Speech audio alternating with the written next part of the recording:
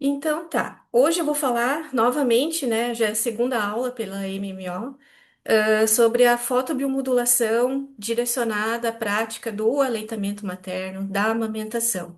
Para quem não me conhece, meu nome é Débora, sou fonoaudióloga e eu vou me apresentar um pouquinho para vocês.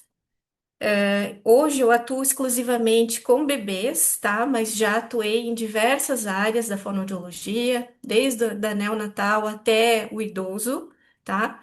Sou especialista em docência na educação, tenho formação também em consultoria, em amamentação, tenho algumas formações em laser terapia e a última delas foi essa formação internacional em fonoaudiologia pela IFBM. Sou especialista em anquiloglossia pela Escola de Madrid, atuantes então com bebês com disfunções orais e freios orais e crianças também, tá? Até um aninho de idade eu atuo. E sou acupunturista pediátrica.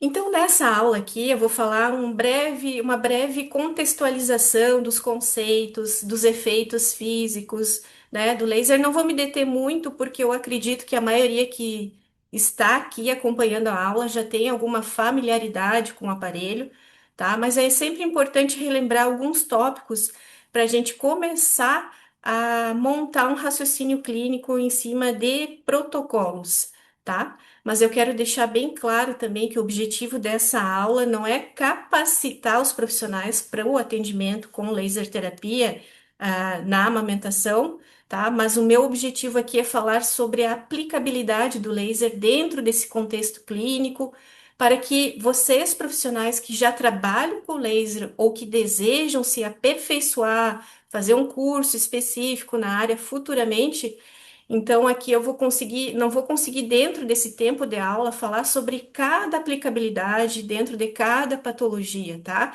Mas eu vou falar sobre alguns dos principais tratamentos, tá? Então, a gente vai saber realmente como usar o laser como um tratamento específico para algumas condições que vão afetar o bom estabelecimento do aleitamento materno, tá? Mas é claro, né, que eu vou deixar algumas sugestões de aplicabilidade, dosimetrias, com base num raciocínio clínico que será abordado aqui, que é o meu maior objetivo, né? Que a gente saia daqui com um raciocínio, montando um raciocínio clínico dentro dessa área de atuação, ok? Então, a fotobiomodulação, a gente vai começar com a terminologia, né? Uma tecnologia de ativação celular, vai utilizar luz para ativar e potencializar atividades celulares, tá? Serve como combustível para que o nosso organismo responda essas reações orgânicas. E a fotobiomodulação, então, ela tem como princípio a utilização da luz vermelha, infravermelha, pode ser de baixa intensidade ou com o uso do LED também, e tem se mostrado um tratamento não invasivo que das suas principais funções é acelerar o processo de cicatrização, tá? E regular os processos de disfunção mitocondrial. Então, o termo fotobiomodulação, né? Foto significa luz, bio significa vida, e modulação a gente sempre vai pensar em regulação, tá? A fotobiomodulação, então, é o efeito dessa luz sobre o metabolismo celular. É uma abordagem que visa, então, restabelecer a saúde celular. Então, como que isso ocorre? A luz, ela é absorvida por essa célula, né, a mitocôndria que fica lá na célula, e essas estruturas proteicas na membrana vão absorver essa luz. Dependendo da dosagem e do protocolo que você utilizar, você vai poder estimular ou inibir processos celulares, levando o que a gente quer, que é o equilíbrio do nosso organismo, a homeostase. Ok. Aqui um breve histórico também, né? Na antiguidade já se falava das propriedades curativas da luz. A ciência que estuda o uso da luz é a biofotônica. O laser de baixa intensidade teve seus primeiros princípios descritos por Albert Einstein em 1905, porém só na década de 60 foi produzido o primeiro aparelho emissor de laser, tá? E um dos pioneiros nos primeiros artigos e estudos publicados na área foi o Dr. Andrew Master. Então, agora eu vou entrar um pouquinho nessa contextualização mais física das propriedades da luz, para a gente entender também, né? Relembrar para quem já teve algum curso aí básico de habilitação em laser terapia, tá? Então, a luz é uma radiação eletromagnética captada pelo olho humano. Isso todo mundo sabe. Mas ela pode ser ionizante ou não ionizante. E quando falamos justamente sobre radiação eletromagnética, que é captada pelo nosso olho humano, então a gente tem uma série de comprimentos, como a gente vê aí na imagem, que o nosso olho humano é capaz de captar, tá? E aí, quando eu vou dar um exemplo. Por exemplo, a luz infravermelha, tá? Ela não é visível ao nosso olho humano. Então, assim, por exemplo, quando você pega o aparelho, este aparelhinho aqui, e você seleciona, né, o comprimento de onda infravermelho, vai aparecer uma luz guia no aparelho, mas não quer dizer que aquela luz ali corresponde ao infravermelho, porque o infravermelho, né, a gente não consegue visualizar, tá? Então, existem várias faixas de comprimento de onda, desde 400 nanômetros até 700 nanômetros, tá? Abaixo de 400 nanômetros, a gente vai ter mais ou menos a visualização de uma luz ultravioleta, tá? E acima de 700 nanômetros já é invisível ao nosso olho humano, tá? E o que que quer dizer assim, radiação ionizante e não ionizante? Por exemplo, o laser, ele é uma luz, né, ele emite uma luz não ionizante. E o que que isso quer dizer? Que é um tipo de radiação que não é capaz de modificar a estrutura do DNA da célula. Ou seja, ele não tem propriedades cancerígenas, como a luz do sol, que é ionizante, tá? Então, isso é bem importante para a gente trazer para nossa paciente, para a mãezinha lá, principalmente que chega, puérpera, né, para nós, e deixar bem claro, bem, deixar ela tranquila e para ela entender que não é uma luz que vai causar efeitos adversos. Não é comum na minha prática clínica, mas sempre tem uma mãe. Geralmente são as mãezinhas de primeira viagem, as mais novinhas, que chegam e perguntam: ai, mas vai doer? Será que isso queima? Então, assim, é importante a gente entender, né, essas propriedades físicas para tranquilizar a nossa paciente, certo? Então, a laser terapia é um procedimento não invasivo que vai emitir um feixe que não vai expor a nossa paciente a qualquer radiação ionizante, porque o feixe ele não produz calor, né? O laser não emite nenhuma sensação de queimadura, embora é raro os casos que a gente é, verifica que o paciente sente um pouco de desconforto, um certo aquecimento, mas aí é pela fototipo de pele do paciente, tá? E aí a gente pode ir ajustando ali a dosagem ou de repente o comprimento de onda, tá? Então, voltando aqui nessas questões mais físicas, esses parâmetros físicos, dependendo da frequência de uma luz, a gente pode ou não excitar a nossa visão. E quando a gente excita, a gente denomina de luz visível. Então, a luz visível, ela apresenta o comprimento de onda no intervalo ali, como eu tinha falado, de 400 nanômetros a 700 comprimento de onda, ela vai determinar uma sensação de cor, tá? Então, vamos passar para o próximo. Acho que daqui ficou bem claro, né? Então, resumindo, o laser é uma radiação, tá? Constituída por ondas eletromagnéticas, visíveis ou não. Dependendo do comprimento de onda, o laser é uma luz coerente. Que é coerente? Coerente significa que ela tem uma relação harmônica entre os fótons durante a propagação dessa luz, ou seja, eles sempre vão caminhar na mesma direção de forma sincronizada, no tempo e no espaço, tá? Monocromática, o que quer dizer monocromática? Consiste que a luz do laser apresenta um único comprimento de onda. Então, o laser emite fótons com o mesmo comprimento de onda e por isso o feixe emitido possui apenas uma cor, tá? E esse laser ele é capaz de provocar alterações físicas e biológicas, tá? Eu não coloquei aqui, mas o laser também pode apresentar a característica de colimação, tá? O que é colimação? É uma característica importante, porque é através dessa luz que o laser se mantém concentrada, ou seja, sem nenhuma ou pouca divergência significativa na sua direção, tá? Próximo. A título de curiosidade, também trouxe aqui que os lasers mais utilizados na área da saúde hoje são os lasers de diodo, que aí ficam, né, na faixa de 430 nanômetros a 907 nanômetros, e ali, então, compreendendo de 808 a 907 a faixa dos infravermelhos, 670 os vermelhos, comprimento de onda, e 480 o laser azul, tá? 430 o violeta.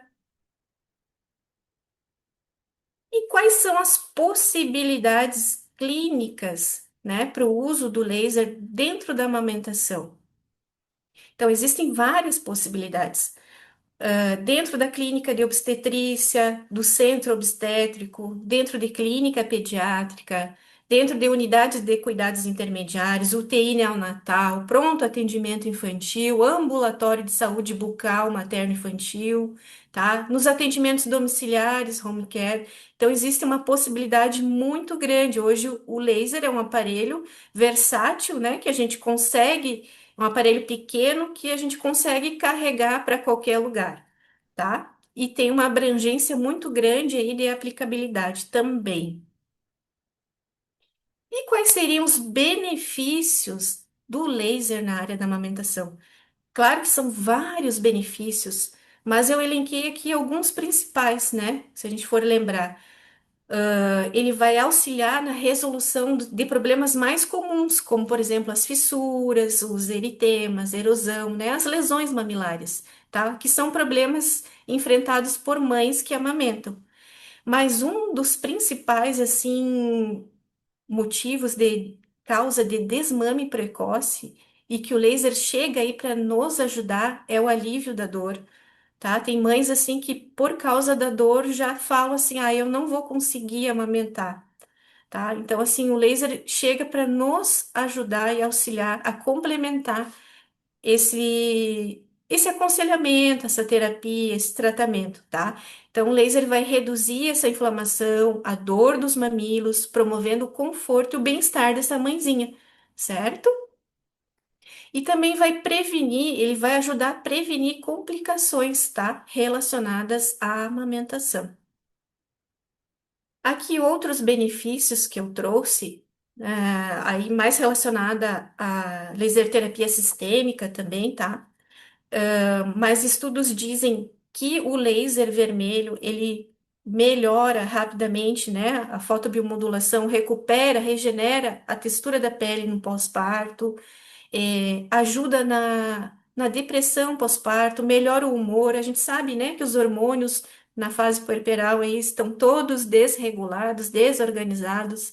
Então, nessa fase do pós-parto, que é um problema bem comum, essa oscilação de humor da mãezinha pode levar a circunstâncias severas da mãe não querer chegar perto do bebê e não amamentar, tá? Então, assim, o laser é um benefício também nesse sentido, né, de nos ajudar a melhorar esse estado comportamental da mãe. Claro, né, que sozinho ele não faz efeito, sempre tem que ter uma equipe de apoio, né, a rede de apoio. E o ILIB também é um recurso que vai aumentar os níveis de hormônios felizes no corpo, reduzindo o estresse, a depressão dessas mãezinhas, tá? E também um dos melhores benefícios do laser é que ele é indolor. Então a gente sempre tem que explicar para a mãe, olha, não vai doer, tá? Não é para sentir desconforto, não é para sentir sensação de queimação, ok?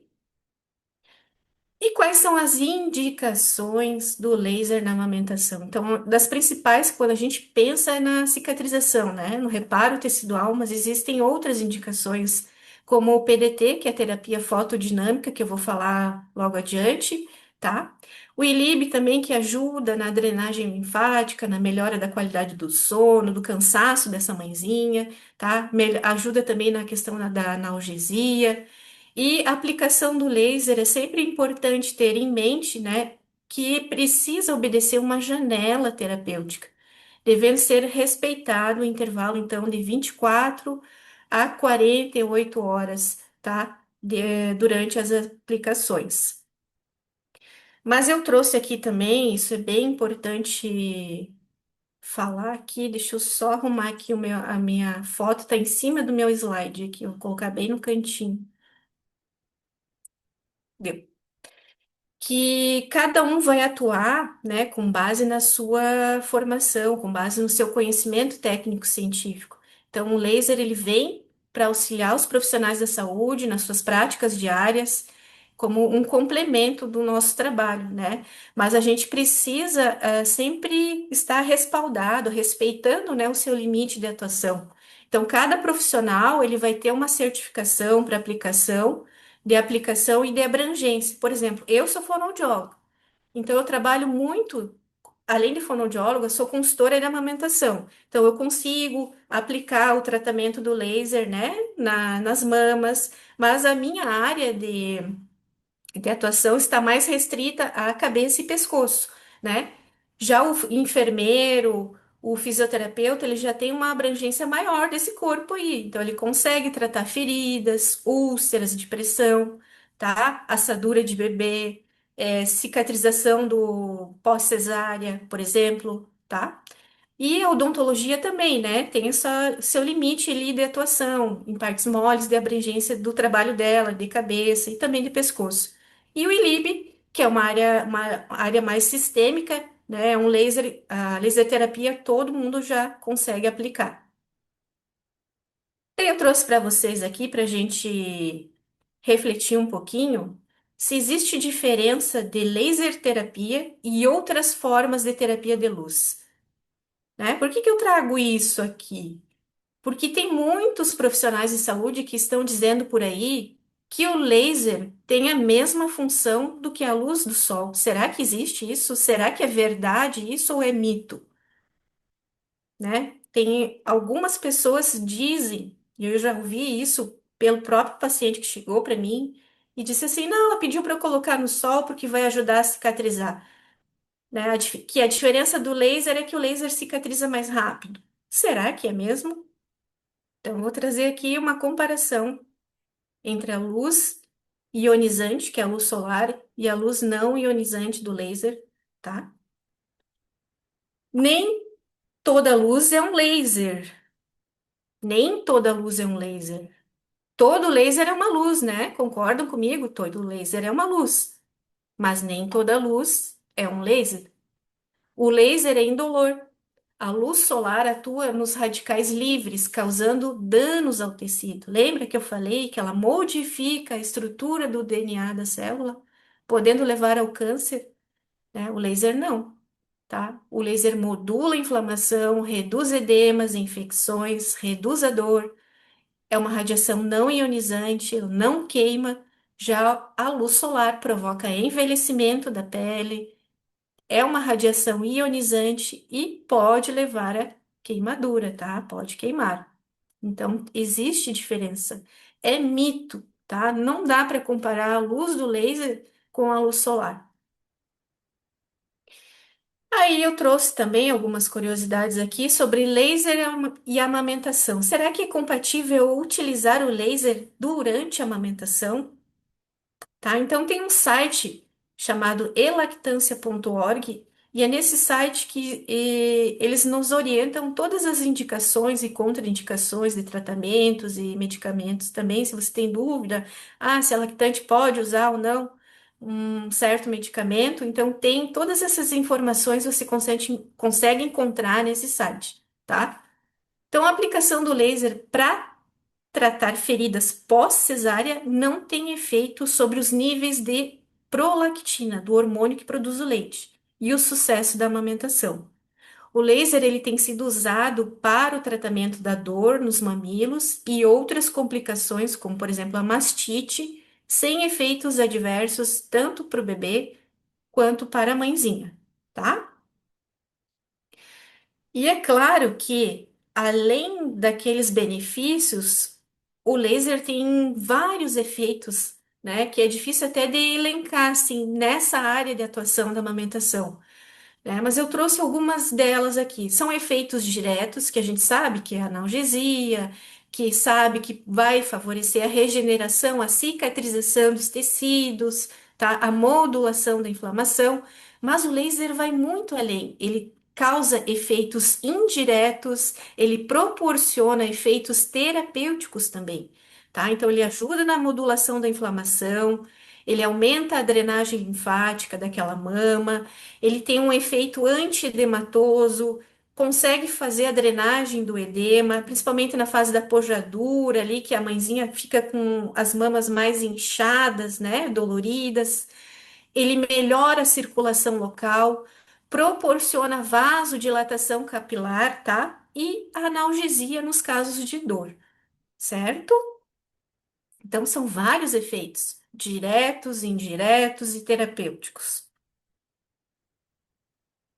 E agora, os efeitos biológicos que a gente sabe, né, que são os clássicos, a analgesia, o reparo tecidual, ele tem um efeito biomodulador. Então, quando ocorre a interação da luz no tecido, a gente vai observar estímulos dos linfócitos, ativação dos mastócitos, gerando aquele aumento da produção do ATP mitocondrial, que faz com que ocorra a proliferação de várias células que vão proporcionar essa analgesia, tá? Vai biomodular, regular o processo inflamatório e vai acelerar, por consequência, a reparação desse tecido. Então, são esses efeitos que não são térmicos, portanto, não causam lesão celular, tá? E a atuação, só que a atuação desse laser no tecido-alvo ela depende de características individuais do nosso paciente, da nossa paciente que chega, tá? Das condições clínicas que ela apresenta, das características do tecido que você vai estar irradiando e da dose que você vai utilizar, tá? E é isso que eu vou falar logo adiante. E eu sei que a maioria que tá aqui, não sei se é a maioria, tá? Mas assim, a gente logo pensa, ai, quais serão os protocolos mais indicados para tal condição clínica, né? Mas o que que eu quero trazer nessa aula aqui? Desenvolver um raciocínio clínico com vocês, tá? Não existe parâmetros dosimétricos fechados. Não existe protocolos fechados tanto da área da amamentação quanto da área da fonoaudiologia, tá?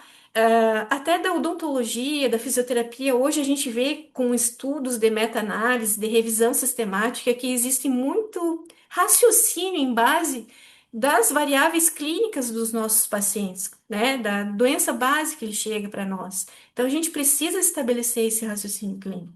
De nada adianta eu ter um protocolo fechadinho se não vai funcionar para um determinado tipo de pele de uma mãezinha que chega para mim. Vocês conseguem entender isso? Então, continuando aqui, quais são os principais parâmetros de utilização do laser na amamentação? Aí eu faço uma pergunta para vocês refletirem. Vocês saberiam me dizer quais são os principais parâmetros que a gente usa no nosso dia a dia quando chega a mãezinha lá, né, com um processo inflamatório, uma obstrução de ducto? Aí você vai lá, pega o seu aparelhinho. Quais são os principais parâmetros que tem aqui que a gente tem que saber, né? Comprimento de onda, né? A dose, o tempo que vai irradiar, tá? Esses são os principais parâmetros. Então, é o comprimento de onda, a energia, o tempo de irradiação, tá? O método de irradiação. Então, assim, quando falo em tempo, quanto mais tempo de irradiação a gente tem que saber, que maior é a energia que vai ser colocada ali, tá? Qual o método de irradiação? Será que contato, eu posso fazer contato em frente a uma ferida aberta? Será que eu posso fazer pontual, com varredura, tá? Tem uma barreira ali que vai me favorecer a irradiação, uma barreira, uma crosta na ferida, numa úlcera ali. Será que vai ajudar? Então eu preciso ter esse raciocínio, tá? E aí a gente sabe, né, que os principais comprimentos de onda da nossa atuação com o aparelho que a gente possui é o comprimento vermelho, infravermelho, que vermelho será direcionado mais para tecidos superficiais, né? na camada de epiderme e derme, e que o infravermelho consegue uma profundidade, um alcance maior, né? E que os comprimentos de onda vão ficar na faixa de 690 nanômetros a 860 nanômetros, tá? E que a absorção vai ser diferente dependendo, então, daquele raciocínio ali que eu coloquei para vocês, tá? O comprimento de onda, da interação do tecido, né? Existem variáveis aí que a gente precisa estar atentas. Então, quais são essas variáveis? Existem variáveis clínicas e variáveis físicas. Físicas está mais direcionada com relação ao aparelho que a gente utiliza, tá? A gente vai ter o tempo de radiação, o comprimento de onda, que tipo de comprimento de onda eu vou utilizar, né? Vai ser uma energia por ponto ou vai ser uma energia irradiada por área, tá? E quais são as variáveis clínicas? A idade da paciente. Hoje estudos dizem que quanto mais novo o paciente, mais rápida é a resposta do organismo. Então, se tem uma mãezinha mais nova que chega para nós, a gente sabe que não vai precisar de muitas sessões, tá? Dependendo da patologia base, né? Claro. O fototipo de pele também vai interferir, peles mais escuras absorvem mais, o tecido irradiado, se vai ser mais superficial, vai ser um tecido mais profundo, um tecido de camada média ali da pele, tá? Essa mãe tem alguma doença que chega para nós? Será que ela tem algum fator de problemas de coagulação sanguínea? Tá? Então, isso a gente tem que estar atento também na hora de montar o nosso raciocínio clínico, o nosso protocolo. Sempre vai variar. Não existe protocolo fechado, tá? Qual será a frequência de aplicação para aquele caso ali, quando a mãe é mais velha, ou que eu digo assim, de mais idade, né? Entre 30 e 40 anos, para uma mãe de 20 anos, tá? E a gente sempre observando a dose a cada sessão e corrigindo, avaliando se precisar, ok? Então, a fotobiomodulação, eu trouxe aqui para vocês com base em alguns estudos, só para a gente ir pensando, tá? Evidências científicas indicam, alguns estudos, tá? Que os efeitos terapêuticos da luz vermelha e infravermelha resultam, em parte, de mecanismos de sinalização intracelular causados pelo fotorreceptor mitocondrial. Então, a fotobiomodulação na área da amamentação, ela pode acelerar ou inibir os processos biológicos. Alguns estudos, autores dizem que se a gente utilizar até 4 joules, ocorrerá bioestimulação. E que se a gente utilizar acima de 4 joules, ocorrerá bioinibição, certo? Então, os principais efeitos biomodulador, tá? É, da dosimetria que a gente usa sempre vai estar baseada no comprimento de onda. Então, assim, doses baixas, de 1 a 4 joules, vai ocorrer a bioestimulação, a biomodulação. Mas doses mais elevadas, entre 6 a 9 joules, que seria, vai ocorrer a bioinibição. Então, são parâmetros que a gente precisa ter em mente. E o efeito biomodulatório, né, vai ocorrer. Só um pouquinho, pessoal. Eu tô com a minha imagem de novo em cima da meu slide. Aqui, agora tá melhor. Então, o efeito biomodulatório vai ocorrer por influência, né, sobre as funções celulares. Então, vai ocorrer a estimulação ou inibição das atividades bioquímicas, fisiológicas ou proliferativas. A inibição. Quando que ocorre a inibição? Quando ocorre a fotodestruição dos citocromos de cadeia respiratória, tá? E a estimulação de baixo nível é a modulação das atividades celulares. Tudo isso que eu estou falando aqui é com base na lei de Arnold-Schultz, onde ele explica numa janela terapêutica que eu vou mostrar logo a seguir, tá? Então, nessa janela terapêutica, que é essa janela terapêutica? Essa janela terapêutica nada mais é do que uma faixa de valores de dose no intervalo que vai determinar a eficácia da tua terapia, tá? Então a gente precisa entender. Ah, mas a faixa de valores ela é representada por uma curva bifásica, que é representada nesse gráfico aí que a gente consegue ver, e refere-se então à dose que você vai utilizar na sua terapia, tá? Então, assim, dentro dessa faixa, a gente vai ter sempre um objetivo terapêutico desejado, tá? Em outras palavras, se eu entrego uma dose muito baixa, vamos olhar lá no início daquele gráfico, lá embaixo, tá? Se eu entrego uma dose muito baixa, vê se com o meu cursor aqui, ó. Se eu entrego uma dose muito baixa, tá? No início dessa curva, eu não vou ter um resultado tão esperado pela dosagem que foi irradiada no tecido. Então, você não vai ter um efeito clínico relevante porque a energia é quase que insuficiente. Lembra daquele estudo ali que eu falei que a bioestimulação ocorre até 4 joules? Então, de repente, você aumentando um pouquinho a dose no início, tá? Você pode ir aumentando e dentro dessa janela terapêutica conseguir atingir o seu objetivo, que é o platô aqui, ó, tá? Mas se eu começar a aumentar demais a minha dose, né, eu não vou conseguir atingir meu objetivo. Porém, eu vou passar a bioinibir o tecido ali, alvo que eu estou trabalhando, e não ter o resultado esperado, ok? Então, essa é a lei, né, essa janela terapêutica que o autor nos explica sobre essa aplicação desse efeito terapêutico, tá?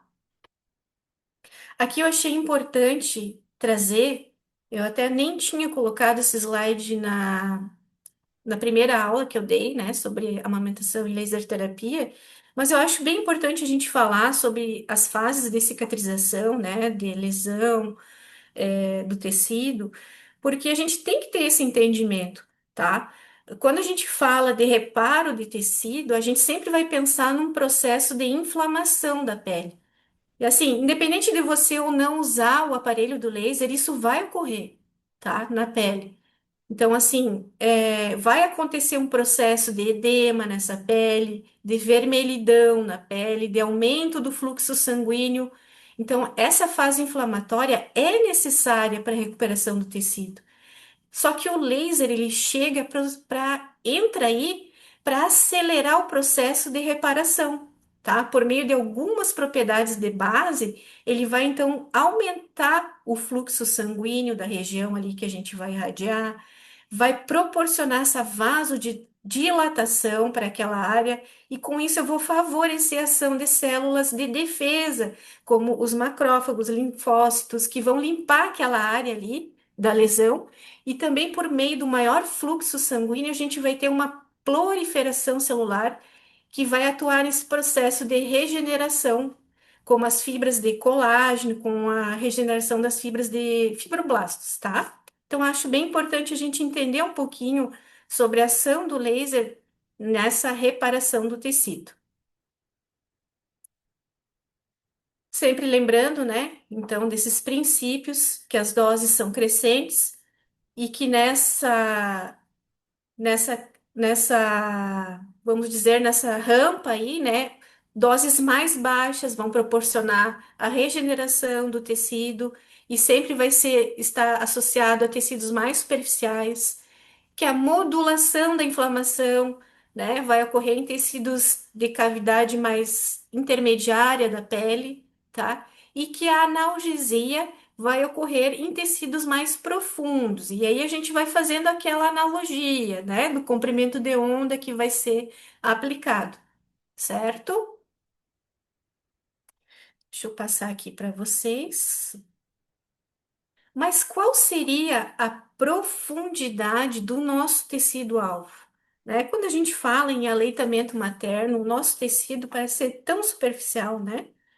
A gente olhando para a mama, que é um tecido assim, pelo menos algumas mulheres têm muita sensibilidade, às vezes só de tocar assim elas já sentem algum desconforto, tá? Então a gente sempre tem que ter cuidado nesse sentido.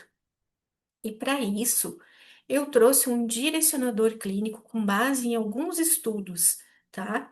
Esses estudos mais atualizados. Então, eu trouxe aqui um guia de raciocínio clínico. Não são protocolos prontos, né? A gente vai usar esse guia aqui conforme o caso clínico que você vai atender, tá? Então, agora, nesse guia de raciocínio clínico, de acordo com o tipo de tecido que a gente vai irradiar, de acordo com a quantidade de energia que a gente pode começar a irradiar a nossa aplicação. Então, quando eu penso num tecido mais superficial, ou seja, quando eu penso na epiderme ou uma superfície, é, um tecido mais superficial mesmo, né? A energia vai ser diferente, o meu objetivo terapêutico vai ser diferente quando eu for aplicar num tecido de uma profundidade maior, tá? Por exemplo, se eu quero uma regeneração do tecido, promover essa regeneração, né, no processo de cicatrização desse tecido, seja para modular também ou para modular a resposta inflamatória, tá? Eu tenho que pensar assim, por exemplo, vou colocar aqui, chega de enrolar, fissura mamilar, tá? Chega uma mãezinha com fissura mamilar. Ela vai estar ali com uma lesão bem na parte superior, superficial do tecido da pele. Então, eu já posso pensar nesse guia de raciocínio clínico. Então eu posso começar utilizando de 1 a 2 joules. Mas se chega para mim, por exemplo, uma mãe, tá, com uma obstrução de ducto, que já está num processo inflamatório e que eu preciso modular essa resposta inflamatória, eu já posso pensar em usar 2 a 3 joules de energia, tá? Mas se eu pensar, por exemplo, num outro caso, uma obstrução de ducto mamário que já está assim, muito evoluído, tá muito profundo, vamos dizer assim, tá? Não é aquela obstrução que a gente vê aquele pontinho ali, logo de início na camada da pele, tá? Seria assim mais interno. Eu já posso pensar numa dose mais intermediária, de 3 a 4 joules, tá? Para começar a modular esse tecido, essa inflamação, tá? Então, assim, numa mama que está inflamada de forma generalizada, eu vou pensar sempre na profundidade maior de irradiação. Muitas vezes para melhorar essa drenagem do leite, para que a mãe consiga ordenhar essa mama. Então, eu vou usar doses entre 4 e 6 joules ali para auxiliar na finalidade terapêutica. Então, sempre quando eu for irradiar, tá? Eu sempre vou pensar em qual profundidade do tecido eu vou estar trabalhando. Se vai ser mais superficial, vai ser intermediário, médio, profundo. Então, é uma análise que vai ser individual, né? Por isso que não existe protocolo fechado. É uma análise individual da própria mama, né? Que é diferente de cada mulher. Vai depender da característica da anatomia daquela pessoa. Porque se eu tiver, por exemplo, uma obstrução de ducto numa mama com pouco tecido gorduroso, numa mama mais pequenininha, tá? É diferente de eu estar aplicando o laser numa mama mais volumosa, uma mama mais densa, uma mama com tecido, com mais camada de tecido adiposo. Então, no caso, você precisaria utilizar uma dose mais alta para atingir o seu objetivo terapêutico, tá? Então, a gente sempre vai precisar analisar essas variáveis clínicas dessas mãezinhas, certo? Alguns direcionadores também, com base em alguns estudos dizem que a combinação da luz vermelha e infravermelha nos mostram que seus efeitos são mais estimulantes na reparação de tecidos em comparação à luz azul, tá?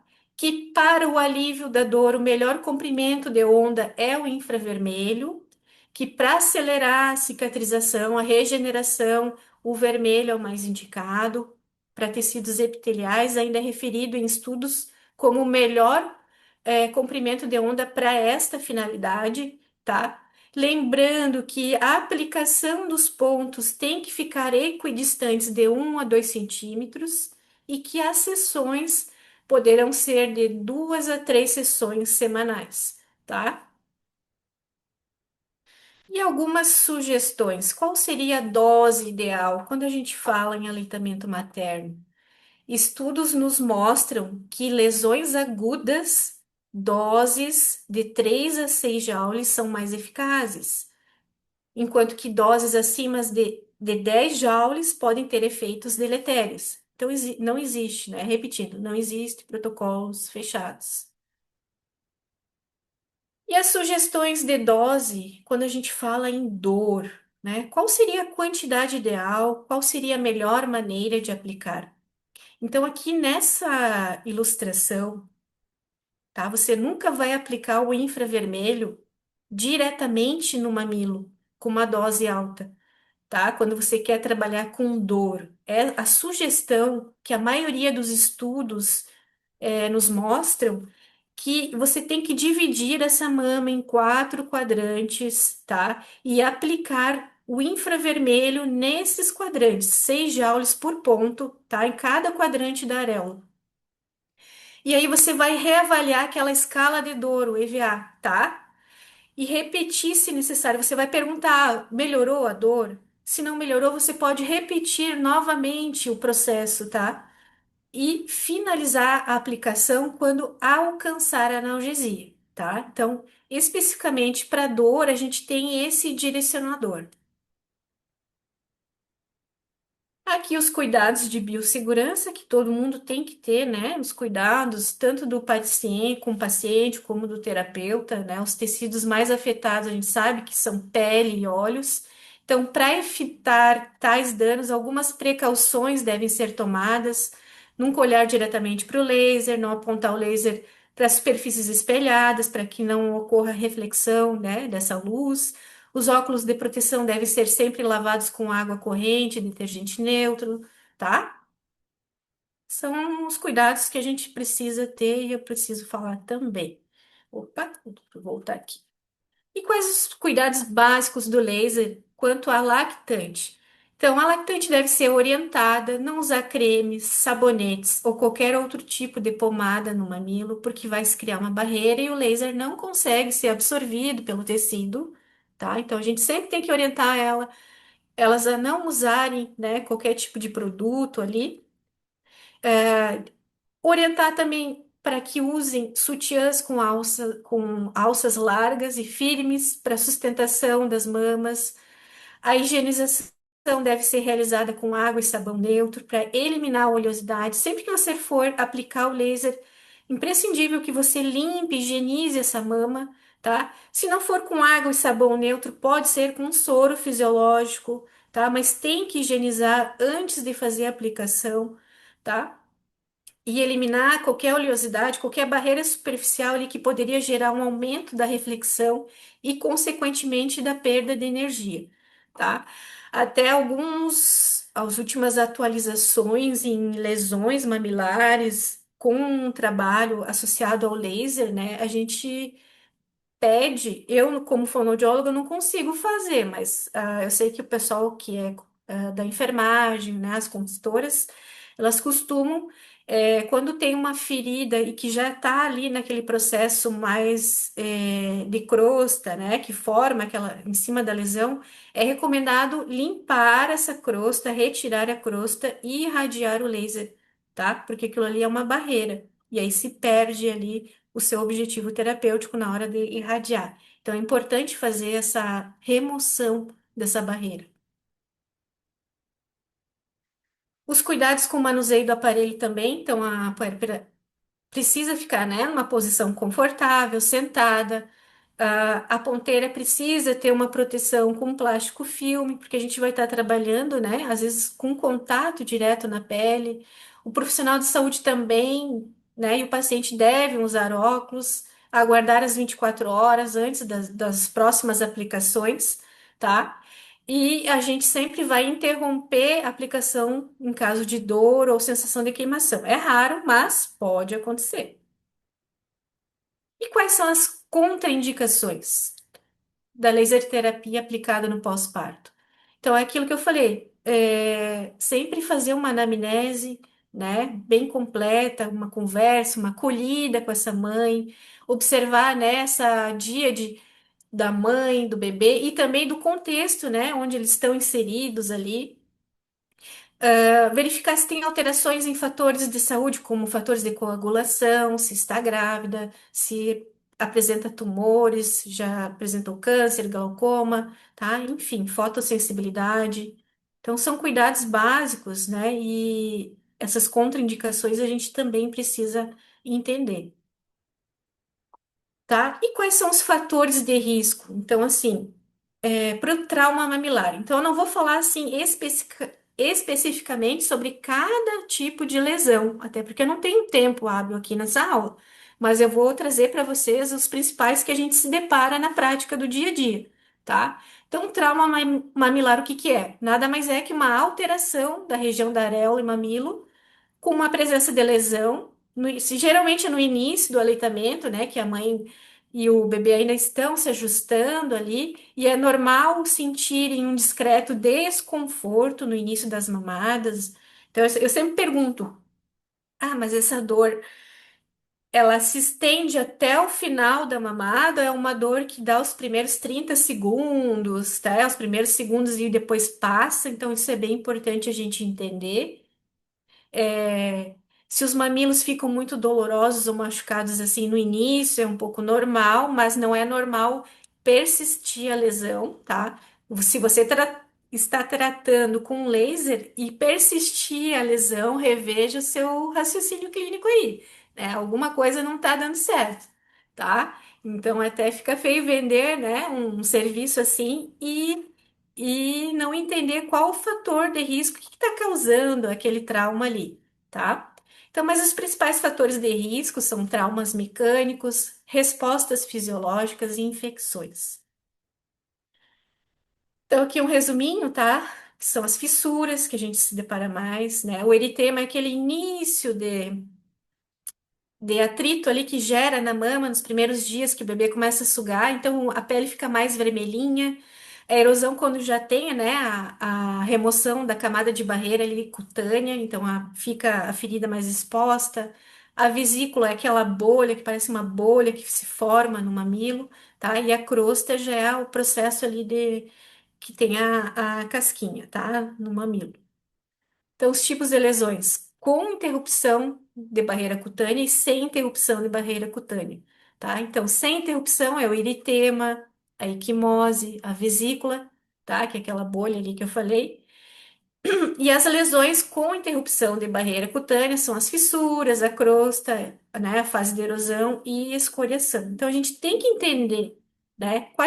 Qual tipo de lesão que você está tratando? Qual a camada, né, que essa lesão está alcançando ali na epiderme, se é mais profunda, se é mais superficial, tá? Para você ir estabelecendo o seu raciocínio clínico no comprimento de onda que vai utilizar, na energia que vai utilizar, certo? E os traumas mamilares, ele é gerado geralmente por postura inadequada, gerado geralmente, essa foi boa, né? Os traumas mamilares, então, ocorrem por postura inadequada, tá? Nesse manejo clínico da mãe com o bebê. Uma pega incorreta também pode gerar um trauma mamilar. Alterações do freio lingual do bebê. Uma disfunção oral. Às vezes o bebê está compensando demais com o uso de um músculo e está machucando a mãe, lesionando. Características da pele. Às vezes tem mães que têm uma pele muito sensível, então tem uma probabilidade de ter uma lesão com mais facilidade ali, tá? Mesma coisa assim, precisa fazer.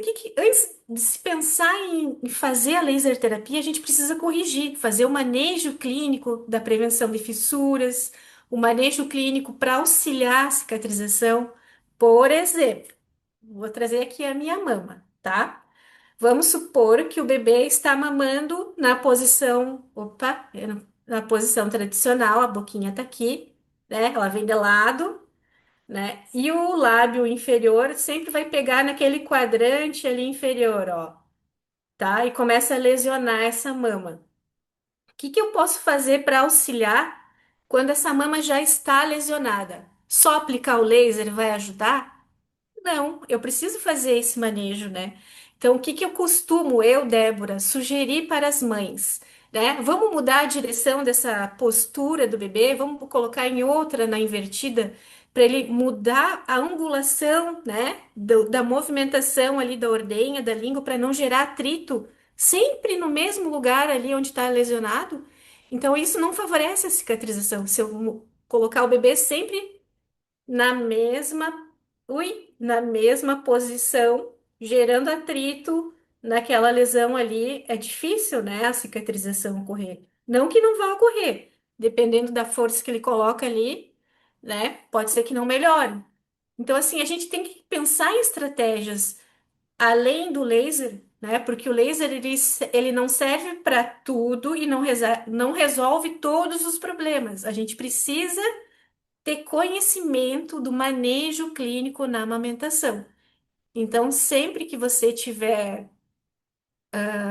uma habilitação em laser e agregar com um conhecimento a mais, né? Eu não atuo como consultora, eu tenho as minhas consultoras, né? A minha equipe.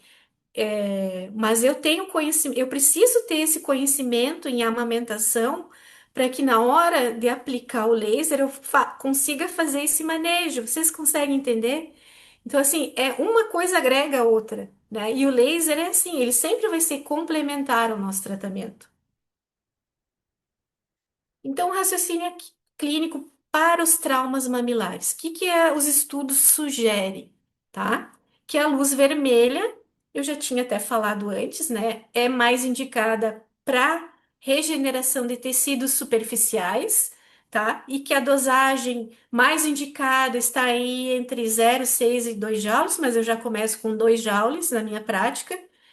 E que uma coisa super importante, né? A angulação. Ver se eu consigo fazer assim. A angulação da ponteira tem que ser perpendicular à lesão. Não adianta eu fazer, né, com uma angulação diferente, eu não vou conseguir alcançar o meu objetivo, tá?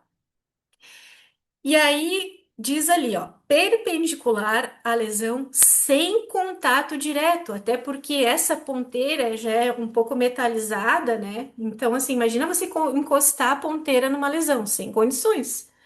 Então, o que que você vai fazer? Você vai distanciar 1 centímetro dessa lesão por ponto, tá? E vai irradiar ali, tá? Às vezes pode ser que a gente precise aumentar um pouquinho a dosagem, tá? Mas não tem problema, né? Ok. E quais os métodos de aplicação? Então, como eu tinha falado ali, a gente sempre vai considerar essas variáveis clínicas, né? Será que eu posso aplicar pontual numa lesão aberta? Ah, mas numa lesão sem barreira cutânea, eu acho que eu consigo fazer pontual por contato. Ok, tá? A angulação é importante, tem que ser perpendicular à lesão. A técnica tipo varredura, para a maioria ainda é discutível, porque se perde, né, o efeito ali. Independente da técnica que você vai escolher, é fundamental executar com todo cuidado, prestando atenção especial à posição da ponteira, à velocidade do movimento. Se você for fazer varredura, não nada adianta fazer correndo, tem que ser bem devagarinho, tá? E a pressão, às vezes, aplicada sobre o tecido. Aqui eu trouxe um pouquinho do ILIB, né? A maioria já sabe que começou sendo utilizada pelos russos na década de 70, atua nas células sanguíneas. O tempo de aplicação é até 30 minutos por aplicação. Existem vários métodos de aplicação, mas o principal deles é o intravascular. 80% dos estudos na literatura, né, sugerem esse método de aplicação, embora existam outros, né, como a artéria sublingual, pela artéria tibial, pela artéria carótida, artéria pediosa, tá? Enfim. Mas na amamentação, quais são os benefícios do ILIB? O ILIB ajuda na recuperação cirúrgica, na redução do edema, né? Como eu falei anteriormente, melhora a qualidade do sono, alivia os sintomas inflamatórios durante a pojadura, é um recurso muito interessante de ser utilizado. E quais são as contraindicações? Bom, gente, eu repeti esse slide, me desculpem, tá? Mas é coisa de professora. Isso aqui eu já tinha falado antes, né? Gestantes, tumores, aqueles cuidados que a gente tem que ter. E quais as curiosidades que eu trouxe aqui para vocês? O laser, será que ele atua na composição do leite materno? Existe necessidade de mais pesquisas. Por que que eu trouxe isso? Porque eu sei, alguns estudos falam que quando a mãe, o que digo a puérpera, né? Ela apresenta mastite, o leite sai com um pH mais salgado, principalmente quando usa antibiótico também. Existe uma diferença aí. Mas será que com laser pode alterar a composição do leite materno? Não existem pesquisas ainda nessa área que comprove, tá? O que que a gente sabe hoje? Que o laser não altera a composição do leite materno. Especialistas acreditam que o laser não usa substâncias que causam mudanças significativas. Existe necessidade, então, de mais pesquisas para comprovar esses benefícios para a saúde das mães que amamentam e recomenda-se seguir a orientação sempre profissional durante o processo. Então, a laser terapia ela pode aumentar a produção de leite materno, sim, como resultado indireto, secundário, tá? Dizer que o laser, vender o seu serviço dizendo que o laser vai aumentar o leite materno não é correto, tá? O leite materno, como resultado secundário, ele vai estimular as glândulas mamárias para o aumento da produção do leite. Aí sim, nesse raciocínio, sim. Então, como eu tinha dito ali, a gente precisa sempre traçar planos de cuidados para fotobioestimulação quando se fala em aleitamento materno. Inúmeras causas de traumas e tratamentos estão disponíveis e destacam a necessidade sempre de um diagnóstico sistemático para a gente tem que analisar o que está causando aquela dor na mãe, né? Para que depois a gente consiga elaborar um protocolo de tratamento, sempre requerendo análise dessa anamnese. É fundamental essa acolhida da mãe, dessa família, tá? O exame da mãe, examinar a criança, o que que será que está causando essa lesão?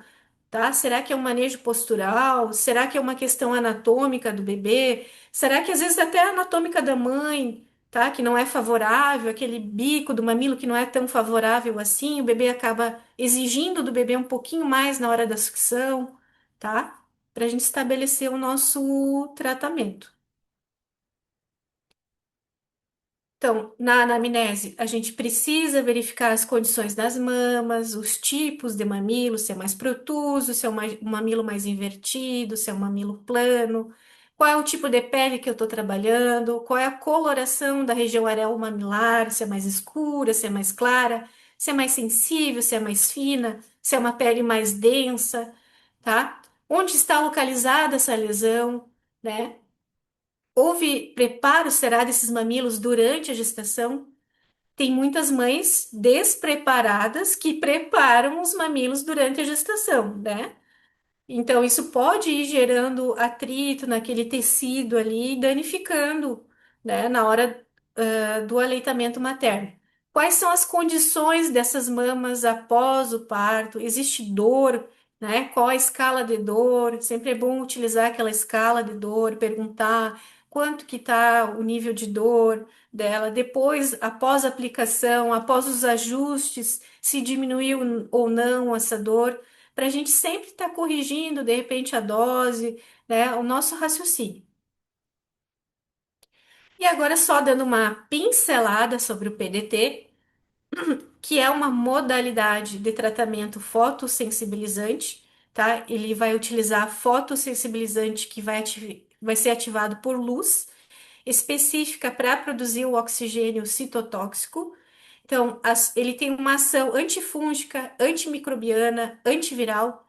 E o azul de metileno aquoso com laser vermelho é o mais comum que a gente utiliza na prática clínica.